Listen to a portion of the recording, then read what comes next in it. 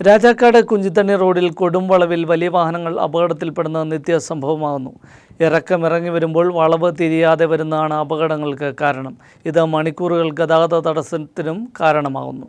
കുത്തിറക്കവും കൊടുംവളവുകളും നിറഞ്ഞ രാജാക്കാട് എല്ലക്കല്ല് റോഡിൽ നിരവധി അപകടങ്ങളും മരണങ്ങളും നടന്നിട്ടുണ്ട്. ഇറങ്ങി വരുന്ന ഭാരവാഹനങ്ങൾ വളവ് തിരിയാതെ നടുറോഡിൽ കിടക്കുന്നതും പതിവാണ്. ഇന്ന് രാവിലെ 2 വളവുകളിൽ 2 ലോറികളാണ് കുടുങ്ങിയത്.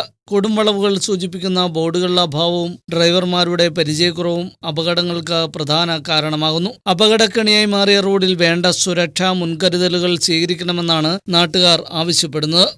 കൊടുംവളവും കുത്തിറക്കവുമായിരുന്നു റോഡ്. ഈ റോഡിന് ബോർഡുകളൊന്നും വെച്ചിട്ടില്ല, സിഗ്നൽ ബോർഡൊന്നും വെച്ചിട്ടില്ല. താഴ്ഭാഗത്ത് നിന്ന് വാഹനങ്ങൾക്ക് വരുമ്പം വഴി അറിയാതെ അതിന് വലിയ അപകടം ഉണ്ടാകുന്നത്. നിലവിൽ പൂപ്പാറ മൂന്നാർ റോഡിൽ ഗ്യാപ്പ് റോഡ് നിർമ്മാണം നടക്കുന്നതിനാൽ വാഹനങ്ങൾ ഇതുവഴിയാണ് കടന്നുപോകുന്നത്. അതിനാൽ തന്നെ വളവുകളിൽ വാഹനങ്ങൾ കുടുങ്ങിയാൽ മണിക്കൂറുകൾ ഇതുവഴി ഗതാഗതം നിലയ്ക്കും. പിന്നീട് കിലോമീറ്ററുകൾ ചുറ്റി സഞ്ചരിക്കേണ്ട സാഹചര്യമാണുള്ളത്. ന്യൂസ് ബ്യൂറോ, രാജകുമാരി.